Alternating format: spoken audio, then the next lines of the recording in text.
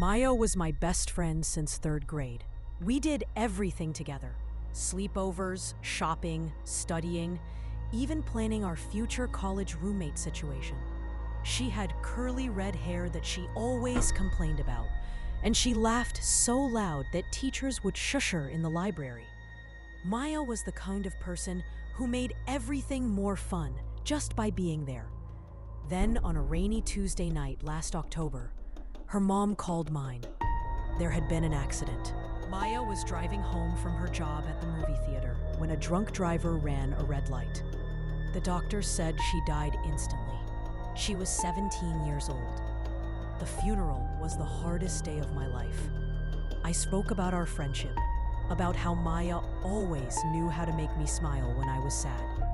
Her parents gave me one of her favorite necklaces, a silver chain with a tiny star pendant. I promised myself I'd wear it every day to remember her. For months after that, I barely left my room except for school. My other friends tried to help, but nothing felt the same without Maya. My parents were worried about me. They suggested therapy, but I wasn't ready to talk about losing her. Then, 6 months after the accident, I got a text message that changed everything. It was from Maya's old phone number. "Hey girl, miss you." I stared at my phone screen, my hands shaking. Someone was playing a sick joke. Maybe one of Maya's family members still had her phone. I texted back, "Who is this?" The response came immediately.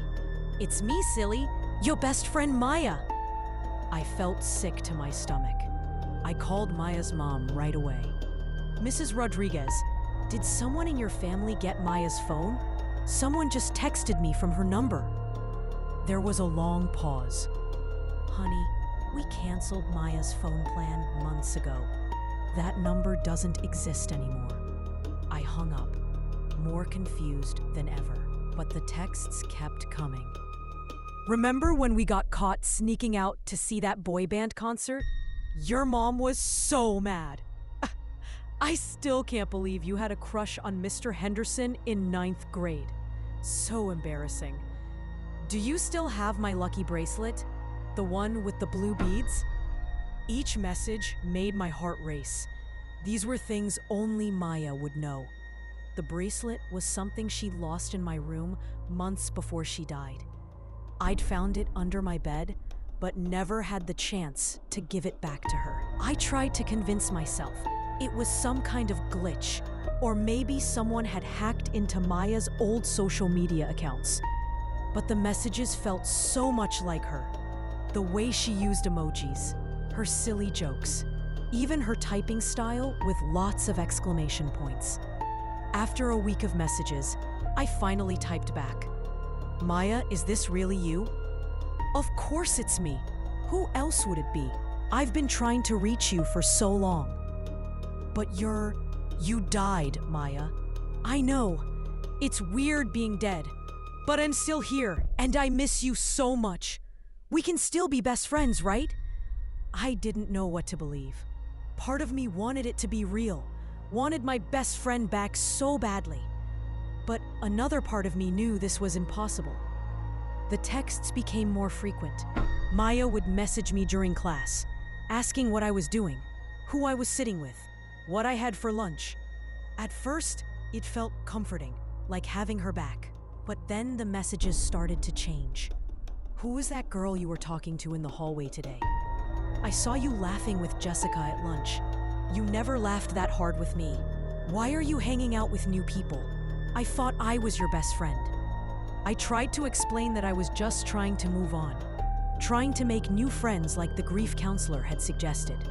But Maya, or whatever this was, didn't understand.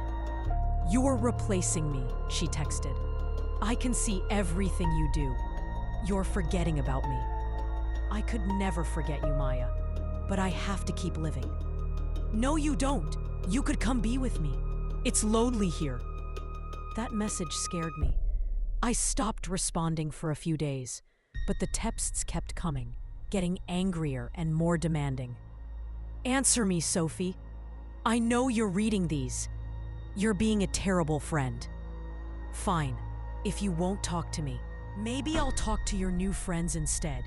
I didn't understand what that meant until Jessica called me, crying. Sophie, someone's been sending me horrible messages from a number I don't know. They're saying awful things about me, telling me to stay away from you. They know things about me that I've never told anyone. I'm scared. My blood went cold. What kind of things? About my parents' divorce, about my eating disorder, about the time I cheated on that history test. Things only you would know because I told you in confidence. I felt sick. Maya was using the secrets I'd shared with her to threaten my new friends. But how could she know things I'd told Jessica in private? Unless she really was watching everything I did. Over the next few weeks, it got worse. Maya started messaging all my friends.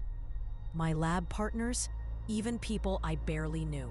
She told them embarrassing stories about me, shared secrets I'd trusted her with when she was alive, and threatened them if they didn't stop being my friend. You have to choose, she texted me. It's me or them. I won't share you with anyone else. Maya, this isn't fair. This isn't like you. Death changes people, Sophie. I'm not the same Maya you knew. I'm hungry now. Hungry for friendship, for attention, for the life I lost. And you're the only one who can feed that hunger. I realized I had to do something drastic. I went to Maya's grave for the first time since the funeral. It was covered in flowers from her family, and someone had left a teddy bear she used to love. I sat down next to her headstone and pulled out my phone. Maya, I'm here, at your grave. We need to talk. The response came immediately. I can feel you here. It's nice. This has to stop. You're scaring my friends. You're scaring me. I don't want to scare you. I just miss you. I miss being alive. I miss having friends and laughing and going to movies and complaining about homework. I miss everything. For the first time since the text started, I heard the real Maya in those words. Not the angry, jealous spirit, but my friend who had lost everything. I miss you too, I typed, tears running down my face. I miss you every single day. Then why are you trying to replace me? I'm not replacing you. No one could ever replace you. But Maya, you're dead. I have to keep living. I have to make new friends and have new experiences. That doesn't mean I love you any less. There was a long pause before the next message came. I know. I don't know how to let go. I don't know how to be dead. Maybe that's the problem. You're not letting yourself rest. You're holding on so tight to life that you can't move on to whatever comes next. What if there's nothing next? What if this is all there is? I looked at her headstone, at the dates carved into the stone. Maya Rodriguez, beloved daughter and friend. She had lived 17 years, and they had been good years, full of friendship and laughter and love. Maya, do you remember what you used to say when we were scared about tests or boys or our parents being mad at us? What? You'd say everything works out the way it's supposed to. You always believed that. Another long pause. I did say that, didn't I? You did, and you were usually right. Maybe this is how it's supposed to work out too. Maybe you're supposed to let go and trust that everything will be okay. But what about our friendship? Our friendship doesn't end just because you're dead. It just changes. I'll always love you and remember you. But I need to make new friends too. And you need to rest. I sat there for an hour, texting back and forth with my dead best friend. We talked about our favorite memories, about the things we never got to do together, about how much we meant to each other. It felt like the goodbye we never got to have. Finally, she texted, "I think I'm ready to let go, but I need you to promise me something. Anything. Promise me you'll keep living, really living. Have fun and make friends and fall in love and do all the things I can't do anymore. Live enough for both of us. I promise. And promise me you'll never forget me. Never. I could never forget you, Maya. I love you, Sophie. You were the best friend I ever had. I love you too, always."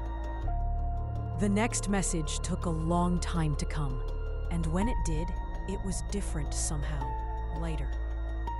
"I can see a light now. It's beautiful. I think it's time for me to go. Are you scared? A little. But I think you're right. Everything works out the way it's supposed to. Goodbye, Sophie. Take care of yourself. Goodbye, Maya. Rest in peace." I waited for another message, but none came. I sat by her grave until the sun started to set, then finally went home. The next day at school, Jessica ran up to me. "Sophie, the weird messages stopped. Whoever was sending them, they're gone now." All my other friends said the same thing. The threatening messages had stopped as suddenly as they had started. I never got another text from Maya's number. But sometimes, when I'm having a particularly good day, I feel like she's there, watching me live the life she couldn't finish. I kept my promise to her. I made new friends, but I never forgot my old one. I still wear her star necklace every day, and sometimes when the light hits it just right, I swear I can see her smile. Maya taught me that friendship doesn't end with death, but it does have to change. The dead need to rest, and the living need to keep living. Love remains, but we have to learn to let go. She was right about one thing, though. Everything did work out the way it was supposed to. It just took us both a while to understand what that meant.